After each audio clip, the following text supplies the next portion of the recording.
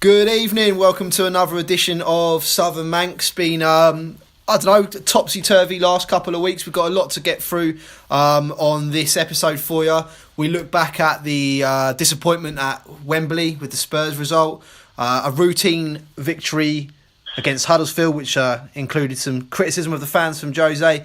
Obviously, we do our usual roundup and previews of all things Premier League.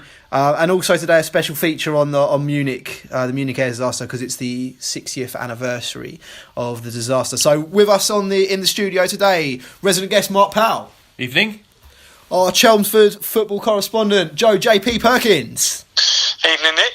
And our Portuguese expert Orlando Carrera. Evening all. Okay, brilliant. Well, how is everyone? Great. Yeah, really good. Looking forward to the show? Yeah. Absolutely. Yeah. Brilliant. Fantastic. Okay, well, we've got a lot to get through. Hope you enjoy the show. Southern Manx, for the fans, by the fans. I know what I'd rather do. Trot them away. Love it.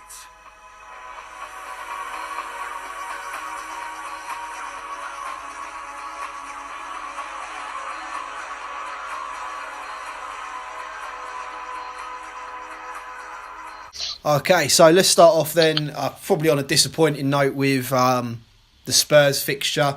We won't dwell on it too much because obviously, yes, this is a Man United, fan cast podcast, but obviously we don't want to be completely biased. We'll touch on the Spurs fixture. Orlando, I'll come to you. Overall thoughts about the game? Well, obviously it was disappointing. I think normally I would use these sort of fixtures as a benchmark to see where we're at over the course of a season, and we haven't necessarily fared too well, have we, away from home against the supposedly top six sides. It's interesting because I was looking at some stats, and the year that Liverpool nearly won the title, Jose was his first year back, wasn't it, with Chelsea, and they were tipped as being, you're going to win the league this year, aren't you, Jose? And he said, no, we're not ready this year. We'll be ready next year. And then the following year they got Fabregas and Costa. But his record against the other top four sides at the time, he had the best record in the league in terms of direct wins. It was the points that they missed out against the supposedly lesser teams which essentially sort of cost them the title, and that wasn't that many years ago. We're not going back to the glory days of when he first came to England somewhat 14 years ago, whenever it was. So it's not as if he doesn't know what he's doing, but these would be the fixtures for me that you'd want to look at what's been known as a typical Jose Mourinho performance, or a tactical masterclass by Mourinho. And I don't know whether he's been influenced by some of the criticism earlier on in the season, but I mean, it's quite apparent you cannot play Pogba in front of the back four just alongside Matic. There's not enough screening, there's not enough protection, and I think, aside from, of course, the early goal, which of course puts any plans to bed, that was a major factor in why we didn't perform, and it just led on from there, in my opinion, really. Yeah, JP, I suppose, Orlando makes a point there, and it's something I wanted to touch on. Was it a disappointing performance in your book, or was it the fact that we conceded after 10 seconds? Was that the game plan out of the window, and then it was really think on your feet time, boys? No, I think I would say take the quick goal, the fast goal out of it from Eriksen. The reason we lost that game, as I sort of alluded to there, was that we were second best in the midfield. They got control of the midfield from the get-go, goal aside. They dominated the midfield. They had, I think, 22 shots, and we had 6. So, they controlled the game, I think, from that middle start to finish. And I think, take that goal out of it, we still would have lost that game, unfortunately. I think as well, Jose, he can't always do right from doing wrong, because this game, and the other one that springs to mind was the away game at Liverpool, when everyone expects him to obviously sort of go there and try and grind out a 0-0 or nick the win by the odd goal. He's gone and been a bit more expansive and a bit more open, and it just hasn't paid off. So I think they were the better side on the night. They tend to sort of play well for 3 games, not turn up for 2, and they've turned up against us, and they've deserved to beat us, I think, in all honesty. Okay, fair point. And Mark, looking at the Premier League, I mean, take City out of it, who've been fantastic and only lost 1 game this season. Was this just another typical Premier League game? Man United have lost it. If you look, we've lost 4 games. Liverpool lost 3. Chelsea 6. Spurs 5. no one's had an immaculate record other than City. So are we being too critical on United, or was it really that just a bad day at the office all round? I think you've got to look at it in two perspectives. We went to Arsenal with a two-man midfield, as we did against Spurs. Got dominated, but came away with 3-1 victory. So I think the plan was to try and replicate that performance, but it was just naive. It was not going to work. I think that sometimes when you sign a new player, you try and get them in the side, and I just don't think that Jose got it wrong. I think he needs to hold his hands up and admit that. I think it's where we are, though. To be honest, I don't think we're. If we were going to win the league this season, we would go down there and get that performance right. But we're still finding our feet, finding our best formation, the best players. So I still think there's some sort of experimenting there, a little bit like what Orlando was saying. We're not ready yet, and this is an exact example of why we're not ready really to push for the title. Even if take City out of it, yes, all right, we're there or thereabouts. But how much of that is due to the other side's kind of knowing that they're way off the pace as well? So, yeah, obviously, yeah. I think the key thing for me is that he has to learn from it. Don't go down. Have a bit of thought. Don't go down to these sides who are strong in the midfield and expect Pogba and Matic to win us a game, because it's just naive is how I'd categorise it. Yeah, I mean to summarise, I mean, I'll give my thoughts on the game. I think the players should take a lot more of the blame than what Jose got for that performance. I don't think you can account for conceding a goal within 10 seconds, and within 10 seconds there was about 3 or 4 defensive mistakes. I mean, we didn't win the first header, didn't get the second ball, left back got caught out of position, but ultimately It's damned if you do, damned if you don't for Jose, because if he had packed the midfield, played 3 in the middle, he would have been called defensive. He's gone to put, the 3 amigos behind Lukaku. Hasn't paid off, but all in all, yeah, it wasn't.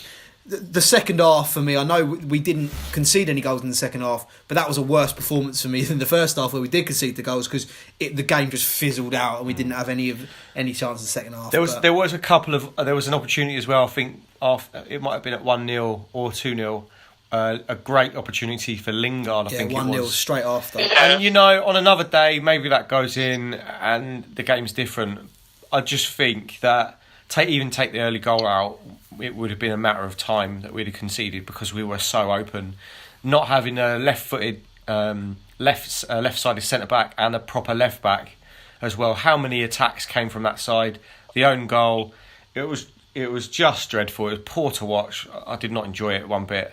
And it was quite frustrating, because we've said this so many times on the pod throughout the season. In them big games, we're happy to go with the 3 in midfield, happy to pack it with Herrera, because at this moment in time we probably haven't got a side that can go and dominate possession any other way. So it's kind of I hope he's going to learn from it. That's my final summary. Okay, well, that's a disappointing start to the podcast, but I promise you, listeners, it picks up from here. As in the next part of our show, we talk about Huddersfield and fan criticism. It's a quiet stadium. It's not Portsmouth. I remember Portsmouth when I was in the Premier League, and such a small stadium, the atmosphere was absolutely incredible. In here, the atmosphere is a bit quiet, and that is not very, very enthusiastic. But the players, they like to play at home. Okay, so next part of the show then, a routine home victory against Huddersfield Town in the Premier League. I'll come to you, JP, first of all. I guess there was lots of talking points about the game, but the real positive to take for it was Sanchez's first goal for the club. Yeah, absolutely, Nick. I think obviously it isn't the way you'd want to score your first goal, really. It was a bit of a poor penalty, but he done really well to win it. I thought the move that led to the penalty was absolutely superb as well. The ball from Pogba, the touch from Mata, and then obviously Sanchez had the ball at his feet. It was one touch and he's won the pen. But yeah, obviously not the way you choose to get off the mark, but he's off the mark. I thought it was a pretty routine, straightforward performance and victory at home against a side that didn't really offer much. They were well organised, but that was about it. Yeah, fair enough. And Orlando, I suppose the news to come out before kick-off was the fact that Pogba was dropped. Now, me analysing this and looking at it more closely would say, okay, old school management, he's dropped because of his poor performance against Spurs. Or the cynic in me would say, it's Huddersfield at home, we've got some big games coming up.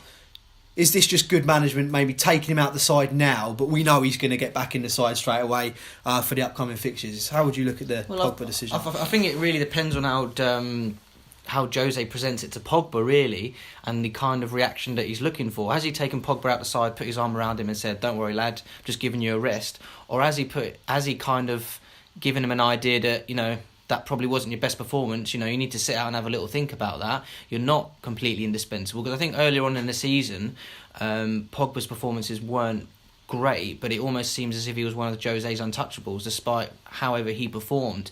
I think for me, from my point of view, every player there should be a point where every player, if they're not playing well or they perform badly, they can be dropped or they can be made to think that, you know, maybe I do need to back up my ideas.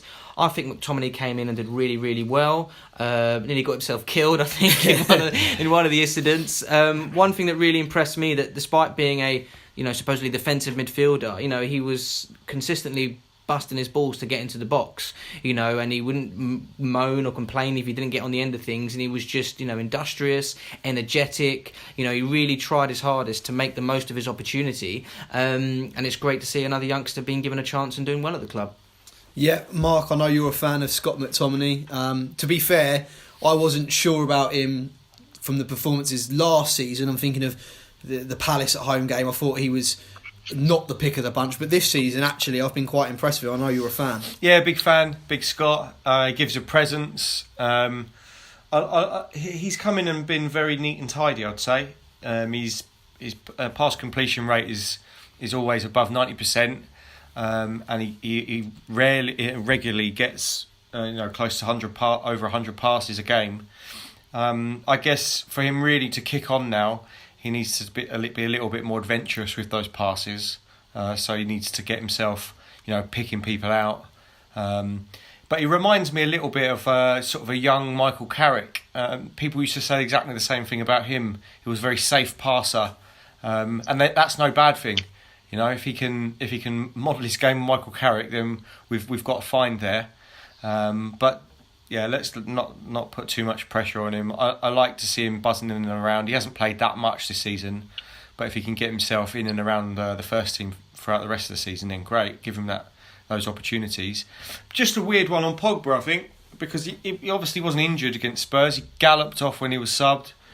So it is a bit of a bizarre one. I don't think we would have seen, go back to Ferguson taking off someone like Paul Scholes and putting on, Nicky Butt or whatever, or a young Nicky Butt as he was just breaking through. I don't know. It's a bit weird situation for me. There's a scene, isn't there? There's a clip on Twitter where there's Mourinho and Pogba. I'll put my teeth back in deep discussions on the sideline, and Jose's clearly trying to say tell him something tactical, and they're either disagreeing or Pogba's kind of questioning him. Doesn't quite look like he knows what he's saying, or to me it gave me the impression that Pogba wasn't doing that as he was asked.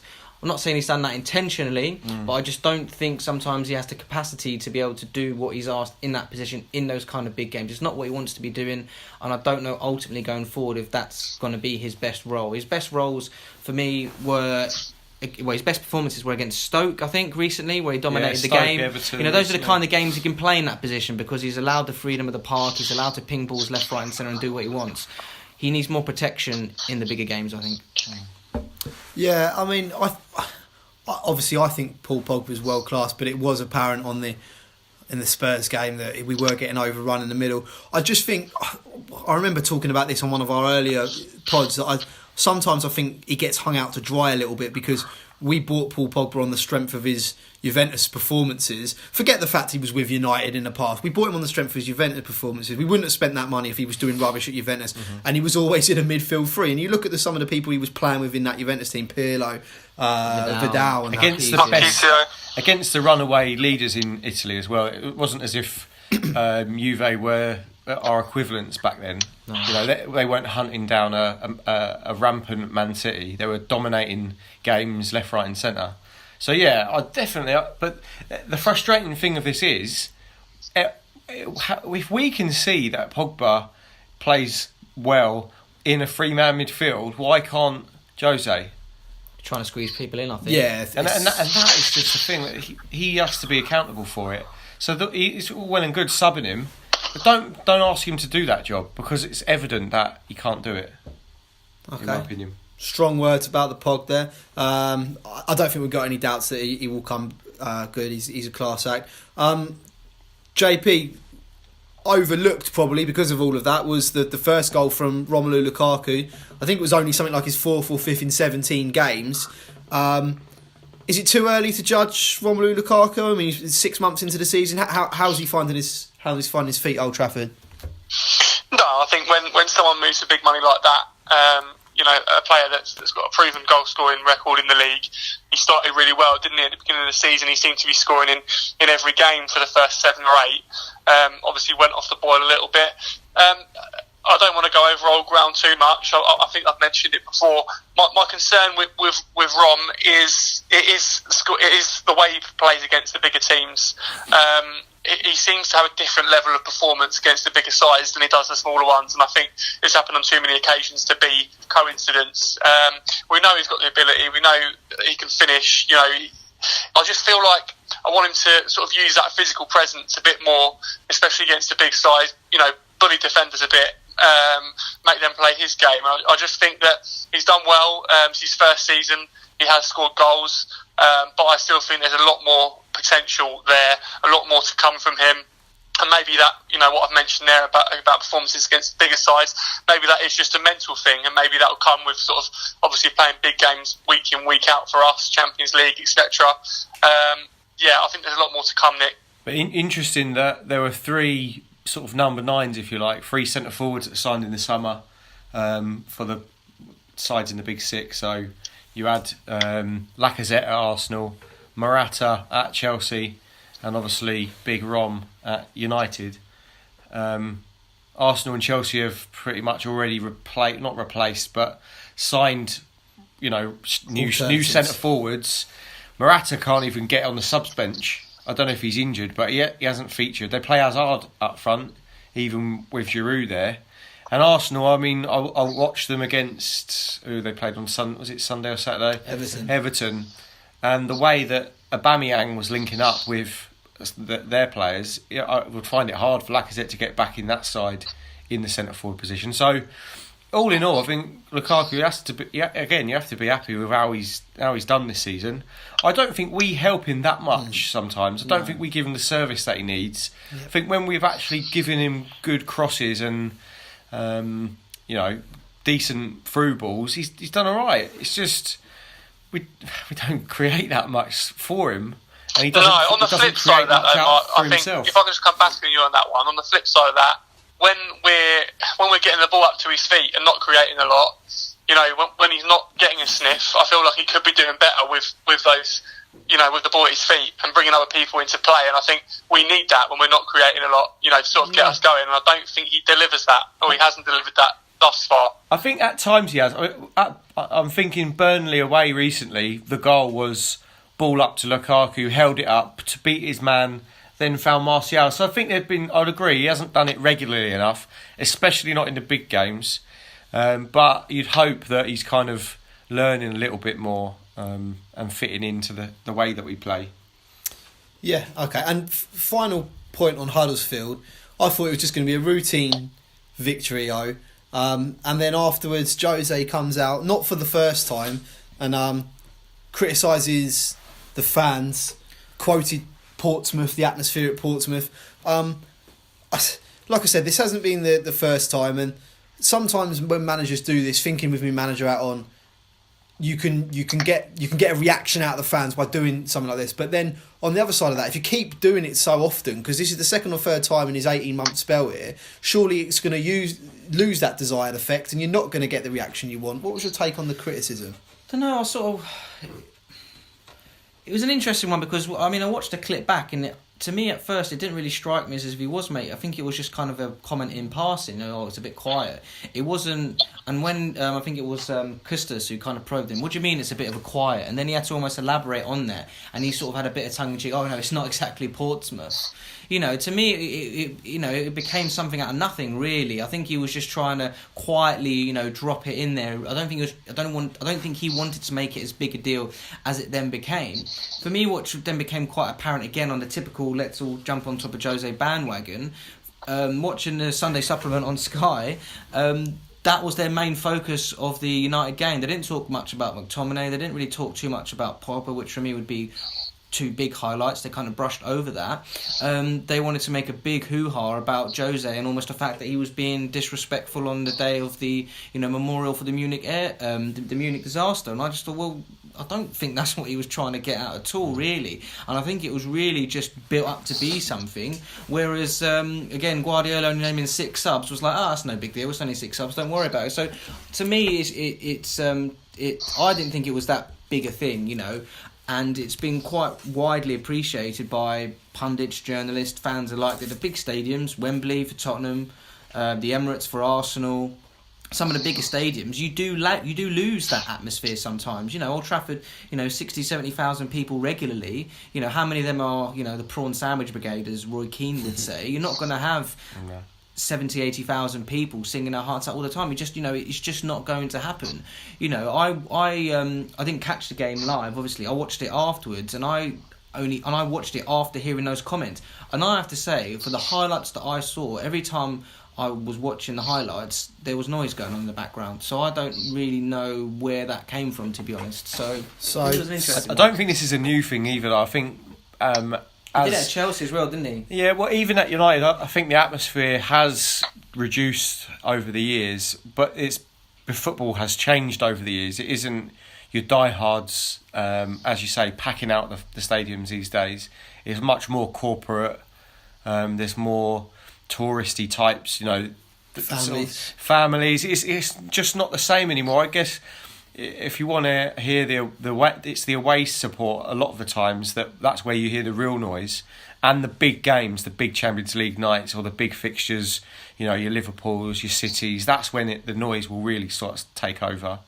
But it's like everything, and everything that United say or do, it will always be gobbled up by the media because.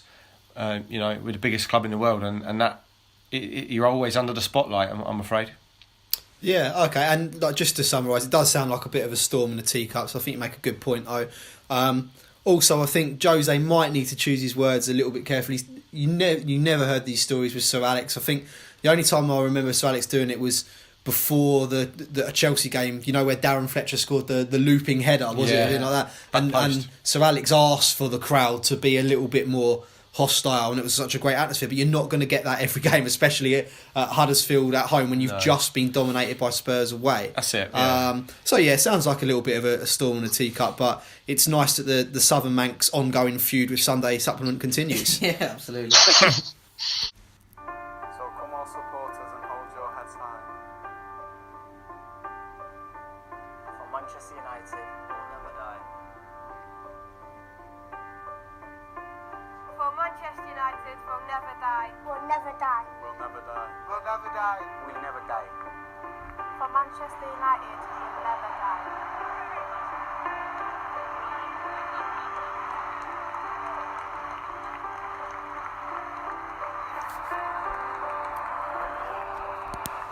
Okay, so next section of our show we'll dedicate to the Munich and the Munich air disaster. Such a massive part of the club, and for every true Man United fan, you're gonna know the stories that come out of it. So we won't spend too much time on it, but I think it's important to commemorate because of the 60-year anniversary. I managed to catch the ceremony, and I thought the club were fantastic. I know there was a few sort of discrepancies that come out with a few tweets afterwards, but all in all, I thought the 60 years for the Huddersfield game and for yesterday on the actual anniversary date was observed and done in the correct way.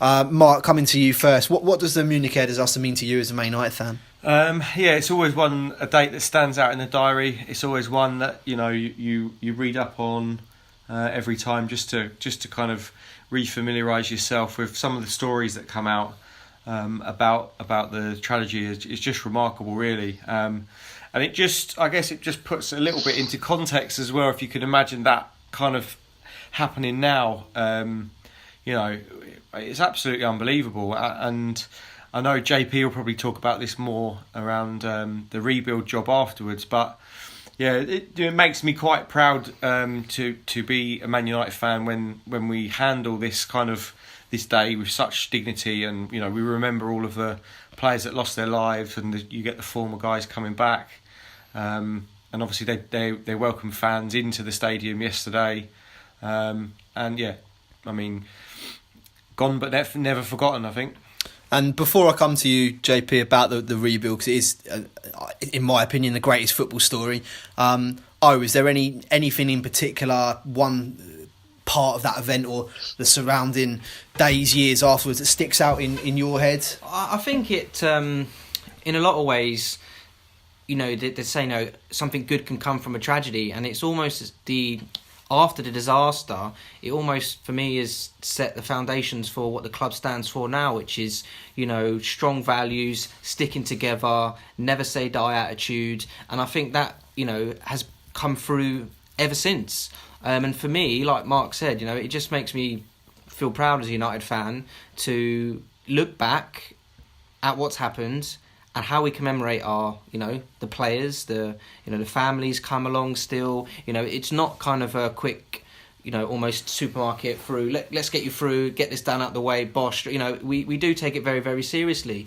The days, weeks leading up to it, it's very apparent that it's probably the most important event in the calendar as such, aside from anything trophy related or games like that. So it means that the players now, you can't help but take an interest. You can't not feel part of the club. It's there, it's everywhere, and I think that helps to keep the team spirit and the ethos of the club going, really. And that to me is what stands out from it. Apart from obviously the stories and everything, it's what it means as a whole. Mm-hmm. And JP, I mean, what Mark touched on there, the rebuild job, it's quite phenomenal, really, to think that it was only 10 years later that the club went and lifted the European Cup, the first English team to do it. Obviously, it was Sir Matt's idea to go into Europe because the FA didn't want English teams in Europe at the time, but that was Sir Matt's dream.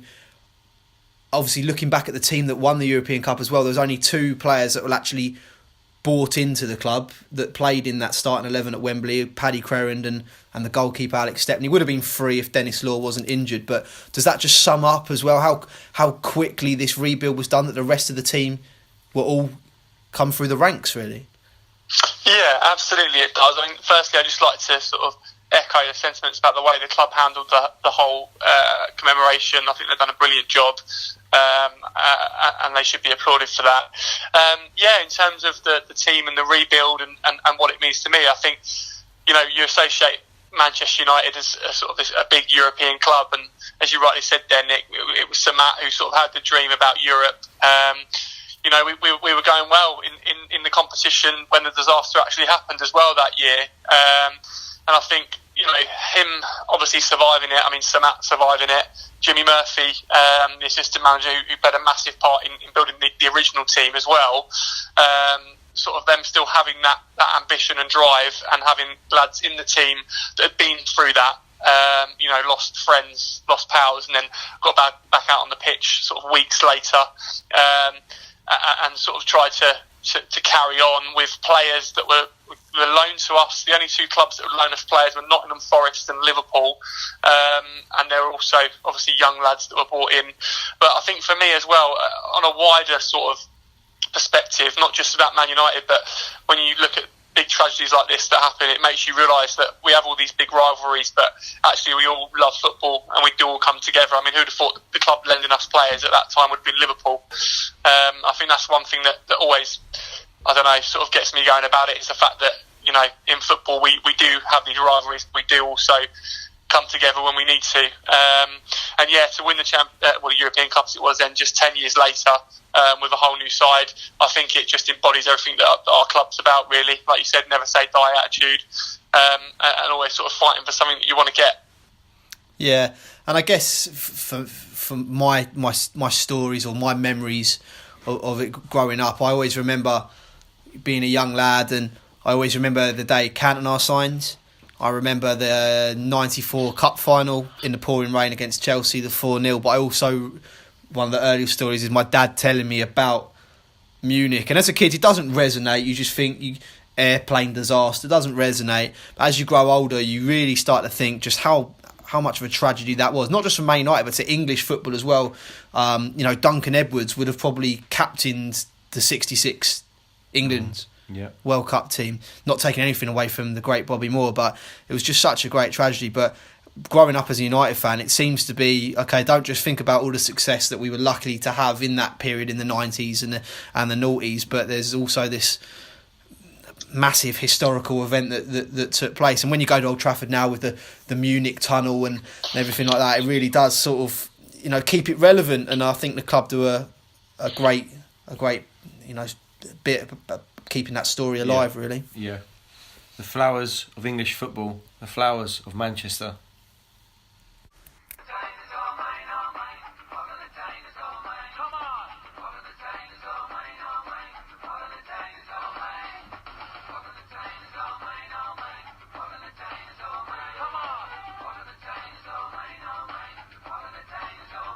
Okay, so looking forward now to some big fixtures all the way from home. So away days, just as a reminder to everyone, up next is Newcastle United away in the league. That's this weekend. Then we have Huddersfield Town away in the FA Cup, followed by the first leg against Seville in the Champions League. So I'll start with you, Orlando. Newcastle United, routine victory or potential banana skin?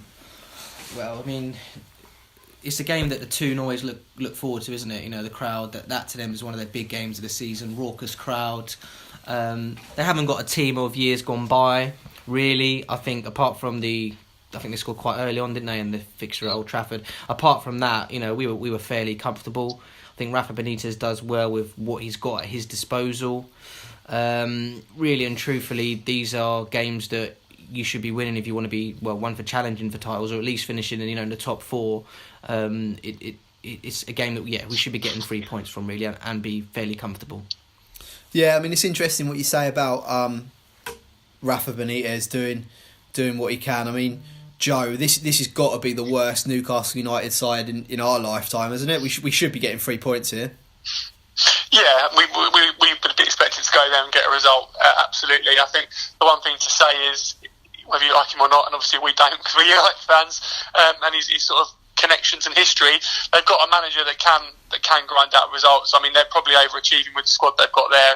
For me, it's not a Premier League squad. I think they've made a couple of good additions in this window. Kennedy from Chelsea and Slimani. They've signed someone else as well, I think, but those two in particular. I think we should be going there and we should be expected to get a comfortable victory. But I would expect them to sort of, try and grind out a 0-0 and try and frustrate us. As I said, it's always going to be a good atmosphere there. But I think that'll serve to get us going, and I think we'll get a result up there. And Mark, does Pogba come back in here? It's $1 million question. I think he has to. Whether that is in a midfield two is probably more the question. I think we should be able to dominate the likes of Huddersfield and Newcastle, even with Pogba and Matic in the midfield too. If we can't, then we've got bigger problems. So I mean, I would play him. I don't think we're benefiting from him being out the side. Getting back in, Newcastle. The only thing I would say is they're looking over their shoulder now. They're 16th in the league. They're with the resurgence of Swansea now right behind them. So Newcastle will be, although managers in the sort of down in the pit would say these are the games that you kind of write off a little bit. It's the other games against the other people down at the bottom of the table that you want to win. This is a bit of a freebie. So if they can get a point here, then it's obviously another one on their total. Obviously, they can get 3 even better. So. Like O said, the home game we weren't really troubled apart from the early sort of freak goal. I would expect us to go and beat them. Other than the blip against Spurs, our form has been pretty good since the turn of the year. So yeah, let's go and let's get the 3 points and start off hopefully a very successful run of away fixtures. So I'll start with you then, Mark. Predictions for Newcastle away? I would say, judging by the fact that Newcastle struggle to score goals, I know they've signed Slimani. I can't imagine he's going to hit the ground running. Famous last words. So I would expect us to go there and keep a clean sheet.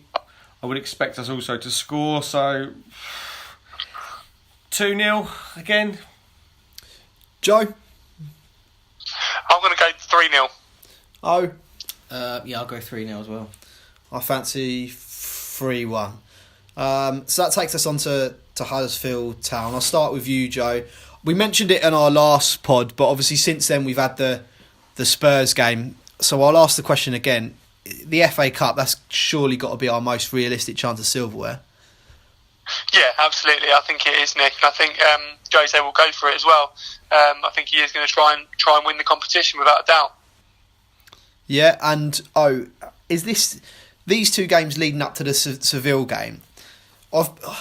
I can't say I've been disappointed with Sanchez, but I was disappointed that he was put in on the left-hand side because I thought that raised a few more questions than what it did answers. Has he got to use these games to figure out the system, who the front 3/4 have got to be, or do you just think he's just going to rotate from now until the end of the season? I suppose it's Jose's thinking, isn't it? Because there's arguments to say somebody like Pogba or somebody like Sanchez, you build your team around them, don't you? So it's not a case of where do I fit him in my team. It's where do my team fit in and around him? Because they're your match winners. They're the people when other teams look at your team sheet and go, we need to worry about him.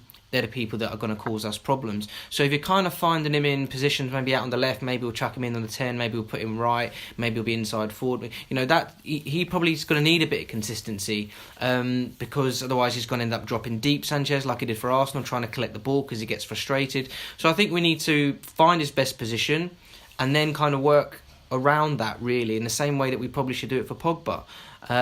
For me, his best position is probably still... Yeah, it's probably either the 10 or Free roll. Yeah, I mean it's difficult. I'm trying to think in my head his best role, but then again I'm trying to think at how are we playing, how's Jose playing. So again, I think that's where the conundrum lies. Somebody's going to have to drop out. Martial, Lingard, Rashford. You're unlikely to get all of those three in. Lukaku, where do you? One or two's got to drop out. For me, arguably, or do we take Mata out the equation on the right-hand side? I don't know. It's a conundrum which Jose needs to find an answer to because there's no point getting a Sanchez in for him to be on the same level and on par with the performances that Rashford, Martial and Mata have done, which are by no means bad performances, but they aren't performances of a Sanchez-esque player, and that's why we got him in to raise the bar. So we need to find a way of getting the best out of him. And Mark, Huddersfield Town, is this a distraction for them as they've been dragged right into that heart of that relegation scrap and they don't look like they can pick up or buy a point from anywhere? So is the FA Cup a distraction, or is this the sort of thing that can just take the mind off the league and give the supporters something to cheer about? I was actually quite impressed with their early season form. Obviously, we went there in their cup final almost, it felt like, and got beat early on. It's no surprise, I think, that they've slipped down there. Again, you look through their squad and you think, not quite sure about some of these boys. So it doesn't surprise me. Again, they've struggled up front. They're not scoring many goals. There's no centre forward that's going to get you goals there, in my opinion. So yeah, it might be a bit of a distraction, but for the fans, if they're sitting second bottom of the league at the moment, they've got everything to fight for, and this is a bit of a bonus if they can have a good performance and maybe even. I mean, imagine the lift that would do to the club if they beat United and go into the 6th round. So we'll wait and see. But their manager's a bit balmy as well, so he might be. It's interesting to see how his approach, his first season in the Premier League. It's all these things play a factor. We'll see. Should make for a half decent cup tie anyway. Yeah, I mean with the Huddersfield, they've almost got that they've had that approach recently where they can't sort of decide to stick or twist. They went to 3 at the back against Liverpool and got absolutely destroyed. Then they tried packing the midfield against United, still lost. Be an interesting one. The Seville tie. It looks massive on paper for our season. I mean, we're not going to win the league. I think we'll finish top 4 comfortably. So the FA Cup, Champions League, is this what keeps the season going for you? Yeah, I think it's important to keep the momentum going. Really, that's what for me I'm looking for from these 2 games. Obviously, aside from getting through to the next round of the FA Cup and the 3 points against Newcastle, you're building up momentum into the Seville and then the Chelsea game thereafter. You want to be coming away from the tie in Seville in the tie still. You'd like to have you might concede 1, maybe even 2, but you'd like to have a couple of away goals if at all possible under your belt going into the home fixture. I think for me, what I'd like to see aside from the wins and getting through is momentum and taking that forward into the business end of the season.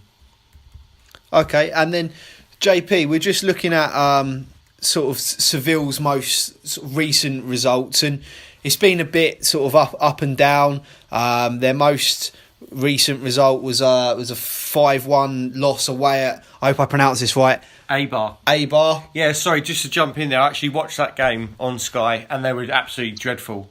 Honestly, I could not believe that this is a side in the next that we were facing in the Champions League. They were awful. Eibar, I think, are actually now getting quite close to their league position as well. So this isn't, a freak result. I think Eibar, I was looking through their players and I've never really heard of any of them. And Seville had a decent side out from what I could see.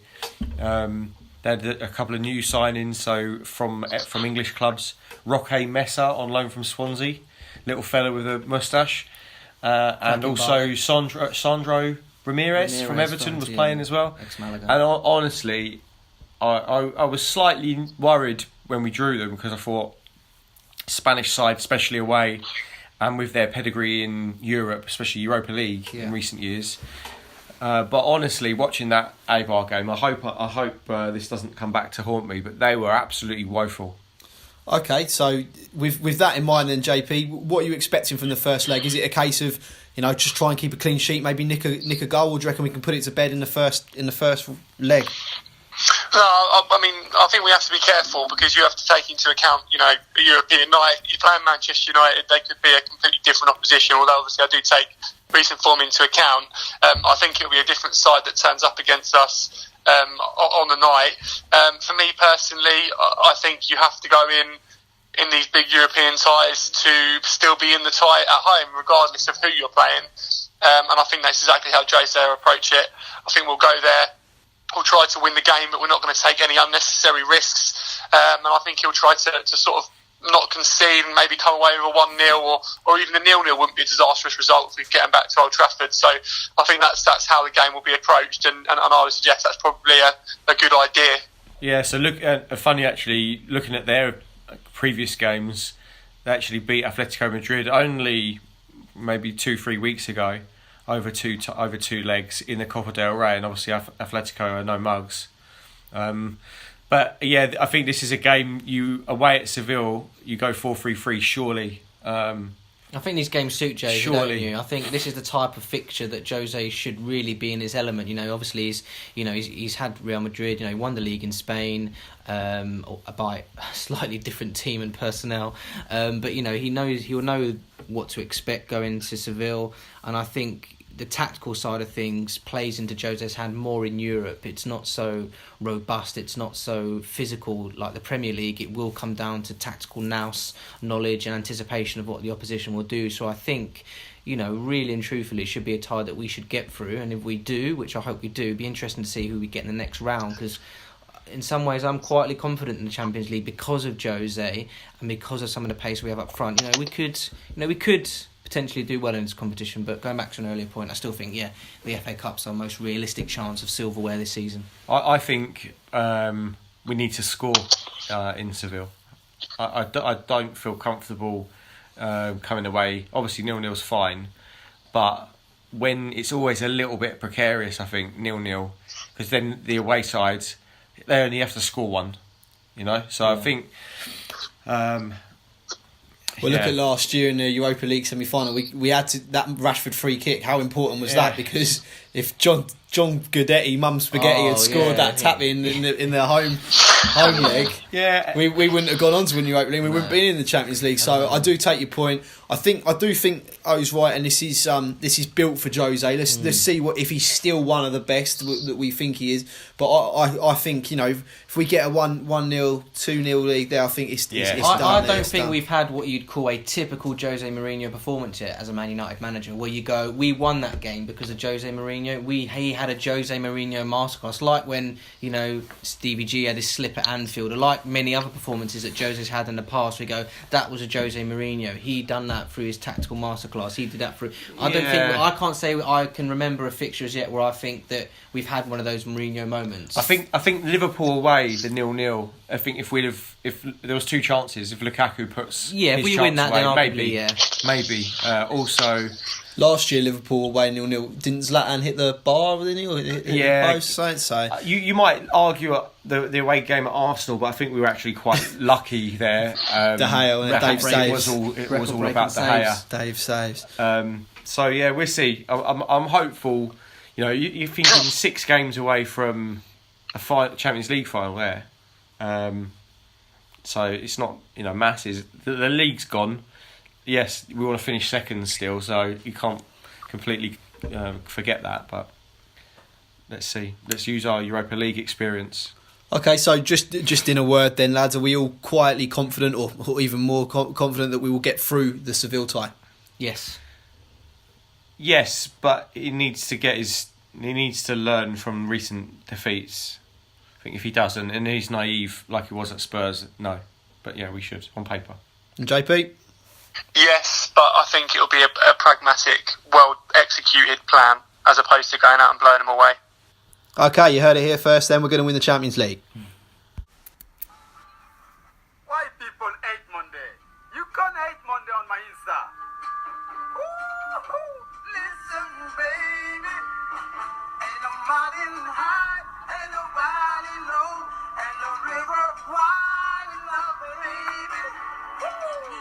I love this game. Be happy. I wrote my happiness. Baby, call my name. Thank you, Mom. You make my day. Ain't no mountain high enough. Ain't no mountain. I know you start smiling. Okay, so our final section tonight then is the Premier League roundup, and what a mad weekend we had. We had when Harry met Salah. I can't take credit for that. Unfortunately, I did steal that off someone else. In that crazy game at Liverpool and Spurs. We won't bore you to death with going into all the decisions, everything like that, but we'll touch upon that. We'll touch upon what's going on at Chelsea. I mean, that was a mad result away at Watford, and as entertaining as it was for Man United fans, there's surely something going on behind the scenes at Chelsea. We'll touch on the final days of the transfer window. Aubameyang seems to have settled in well at Arsenal, although Everton were pretty poor. And Riyad Mahrez has given up his job as a footballer and is last seen in Subway, I think. So we'll talk about that as well. So Orlando, I'll start with you then. End of the transfer window, probably it was the biggest January window in Premier League history. The biggest deal towards the end was the Pierre-Emerick Aubameyang. How do you feel him settling in? Do you think it's going to be a success or a bigger success than Lacazette? Because he seems to be the fall guy in all of this. Well, I must say I was a bit surprised because obviously Aubameyang has been touted for a couple of years now as one of the world's elite strikers, hasn't he? Mm-hmm. He's been up there. I think he said he'd only leave for Real Madrid or something like that, wasn't it? That he'd almost kind of eyed himself up as a long-term replacement for Benzema. So when it was apparent, obviously he's become available for, in nowadays, a £60 million price tag, I must say I was surprised that I didn't see anybody else also be in the mix for him. A bit like Sanchez, there was United, City, Chelsea made a last-minute bid for him as well, by all accounts. For me, it was only ever Arsenal in the runnings. Whether or not anybody else came in for it, I don't know. Whether there was anything concrete. So I was quite surprised. Does that say more about the other clubs and their financial status and what they were looking for, or does it say more about Aubameyang? Because obviously he's got a lot of qualities. But yeah, so I was surprised about it from that point of view. But I think it's a great signing for Arsenal. Really and truthfully, signing it alongside old Big Dick Mick from United. I think those two are going to link up well. They did already. I think he had three assists. Yeah, 3 assists in his first game, playing out on the wide right, where we maybe would have liked to have seen him for United. Hopefully we don't get bitten in the arse with that. But done is done now, as they say. But yeah, I think to have him and Lacazette as an option is great. But will they fit both in? I doubt it. And Joe, just on Arsenal, I mean, I don't know what you think, but to me, this screams of Arsene Wenger's going to go in the summer and in his final transfer window, he's just going to have some fun, buy another striker, play some exciting football. I fancy him for the League Cup, but to me, this screams that this is it for Wenger. It's got to be it, hasn't it? Yeah, I mean, to be honest, I can't see anything other than them doing what they normally do. They'll play some nice football. They haven't got a defence that can keep the ball out of the net regularly enough to make their attacking play worth anything. I think they'll play some nice football. It'll be neat and tidy. They'll score a few goals and they'll finish 6th. And I think he will be gone come the start of next season. And I think it needs to happen for them. I think it needed to happen 2 years ago, really, and it could have happened again at the end of last season.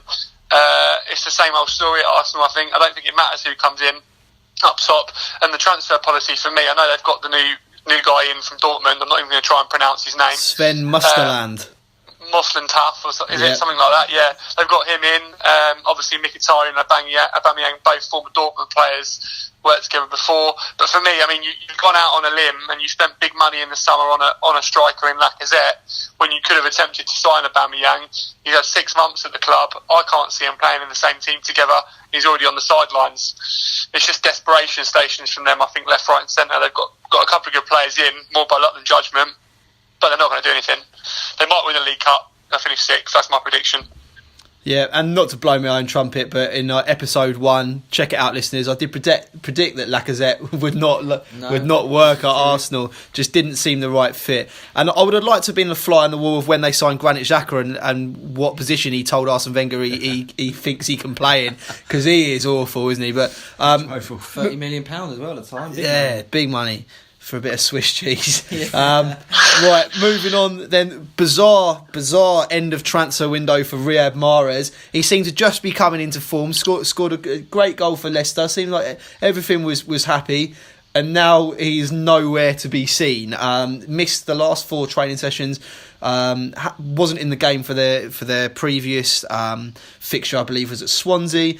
Doesn't look like he's going to be in their upcoming squad away, ironically, at Man City. Mark, what's your take on it? Is this poor professionalism, or has he got a point? Listen, I heard that Riyad Mahrez, as a kid growing up, was a big fan of Danny Tiatu,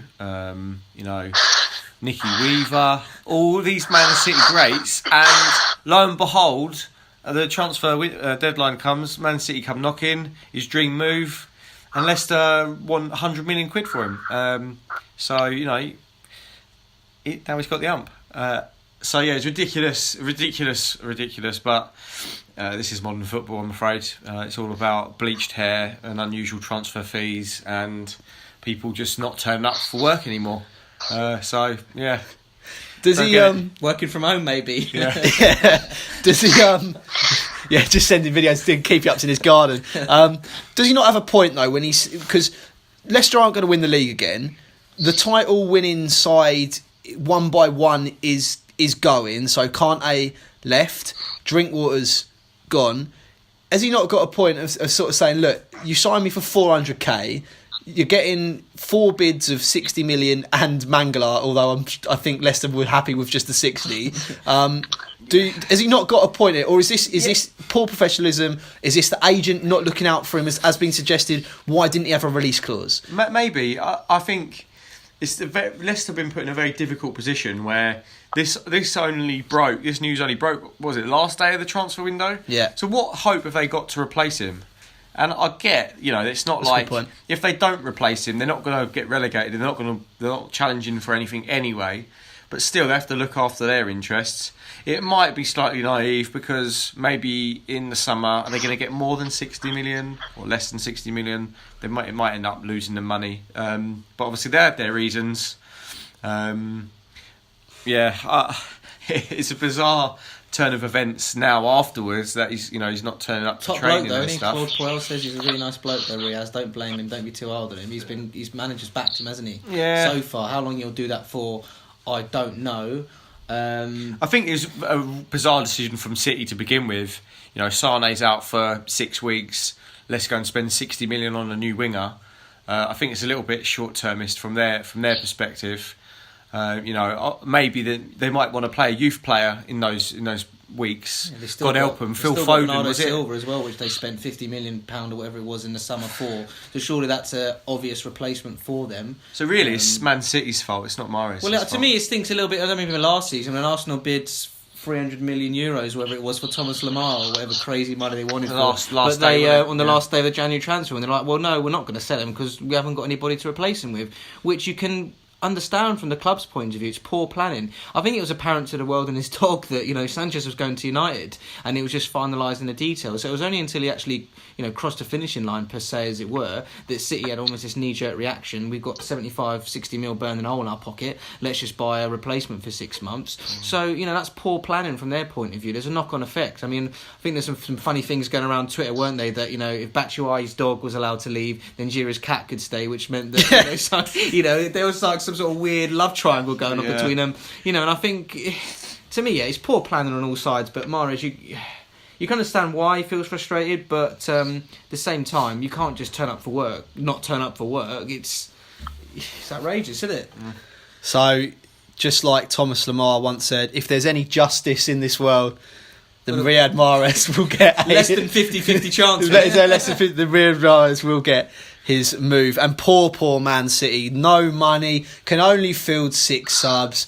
Oh, my heart absolutely bleeds. JP, today, United legend Patrice Evra's found himself a new club. What's your thoughts? Yeah, good to see Uncle Pat back in the Premier League. Obviously, like legend of our club and a massive character. I think obviously what happened in Marseille was a bit unfortunate. Shades of Eric, but good to see him back in the Premier League. He's an experienced player. You know what you're going to get. Ultimate professional. And West Ham obviously are collecting sort of antique fullbacks, aren't they? What was Zabaleta on the right, and Uncle Pat on the left. But no, not nice to see him back in the Premier League. He always brings something. So good luck to him. You almost sounded there as if you disagreed with kicking your own fans in the head. I love this game, isn't it? Controversial. But everyone remembers the last time David Moyes and Patrice Evra, were hanging around together. Patrice Evra scored an absolute wonder goal away at Munich. Yeah, but Remember we that? didn't. Sat in your front room, weren't we, pal? We didn't stop celebrating that one. The goal, and Munich went in the other net and we scored. were still celebrating. Okay, fair enough. So that's the transfer window. I'm usually disappointed with January windows because you usually just get a load of reporters hanging around Stoke as they sign 6 people that don't play for them, like Michael Tong and stuff like that. But this January transfer window actually was really, really good, and I think it opens up doors for the summer, like you say, with Mahrez. I think there's unfinished business.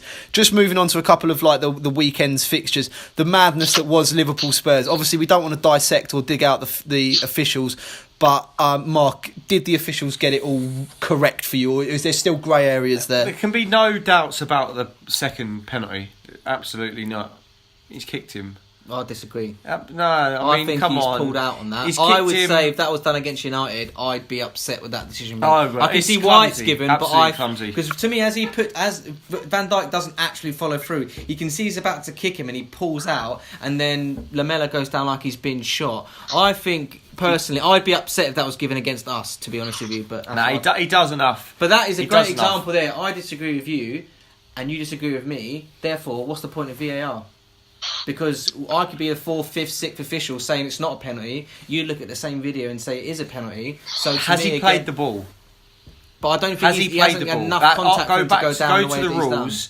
Regardless of and if it's enough contact, it might be enough contact. I think for- it's soft. That's what I'm saying. Well, I'd yeah, be I mean, disappointed. just, I'd be Has he disappointed. played the ball? Just to That's have the question. final say on that decision, I mean, the days have gone now of the amount of contact. Unfortunately, soft things get given. If you take the emotion out of the stadium and where it was, and for that, I think you just got to dissect it and say, did the defender kick the attacker in the thigh and not get the ball, and that's what happened. That's and it, I think yeah. that's a penalty. Go But back it to basics. it was soft. For me, the grey area was the first one, because I thought if you start off in an offside position, what Harry Kane was, regardless if the defender touches it, you're still offside. I thought that rule changed, and you are now offside. I thought one, it was offside, and two, he was already going down before he got touched. So I think there's two elements to that, in my opinion. I don't think, because Harry Kane was running in sludge by the looks of it. By the time he got to the keeper, he was already going down, and he's ever so slightly touched it. So to me, it's twofold in that it wasn't a penalty. But I heard that John Moss had to radio up and ask for a second opinion. They didn't know, so he was caught saying, "Martin, what have you got on the TV screens?"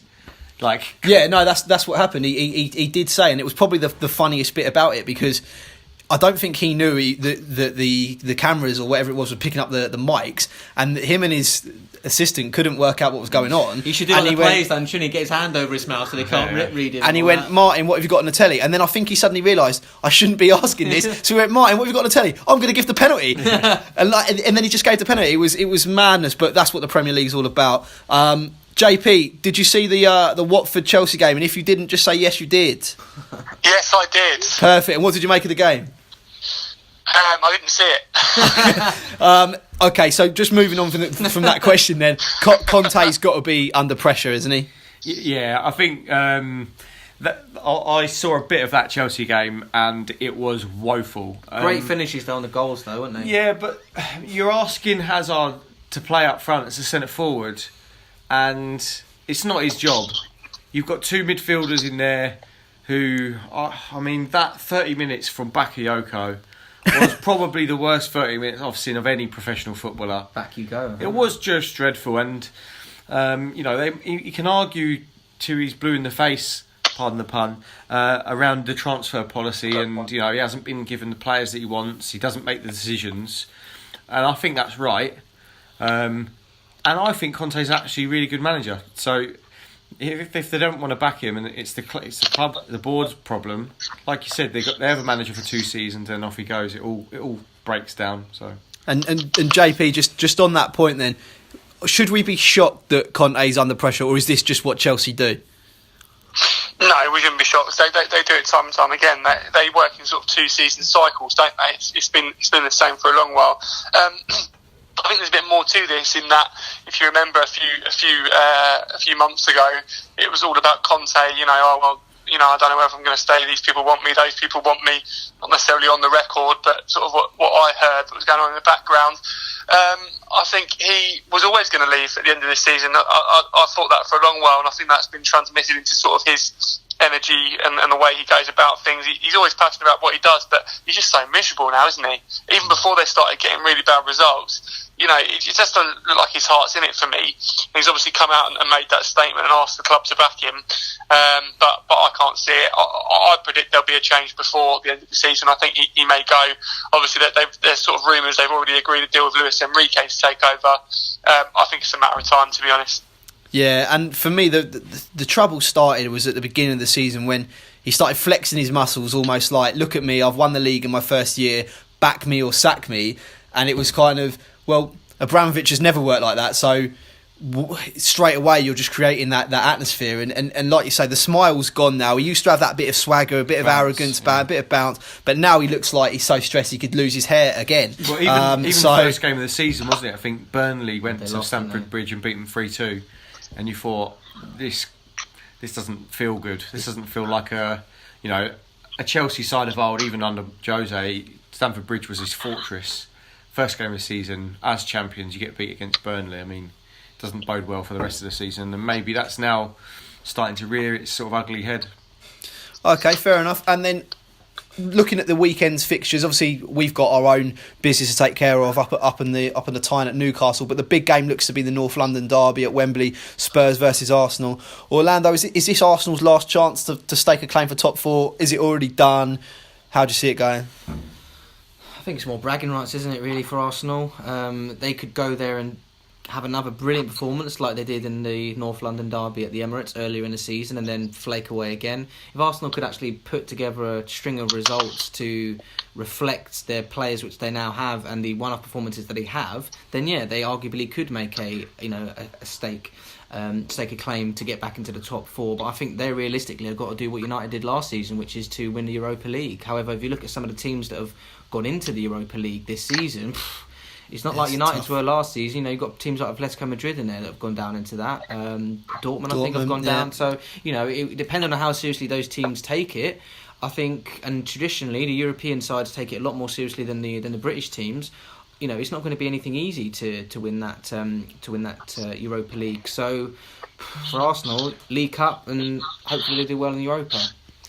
And JP, looking at the other fixtures on Sunday, Liverpool make the trek down to St Mary's.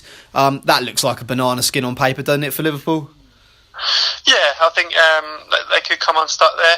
It depends. I think Southampton, obviously, as we touched on a couple of weeks ago, they struggled to score goals recently, but a good performance last time out against West Brom. So yeah, I think that there's potential there that something could happen. Also, owing to the fact that sort of 90% of the Liverpool team are from Southampton, you know that it could well happen. I was going to say, have Southampton got any players left? Yeah. Shane Long. And Mark, any other fixtures that stand out for you on paper?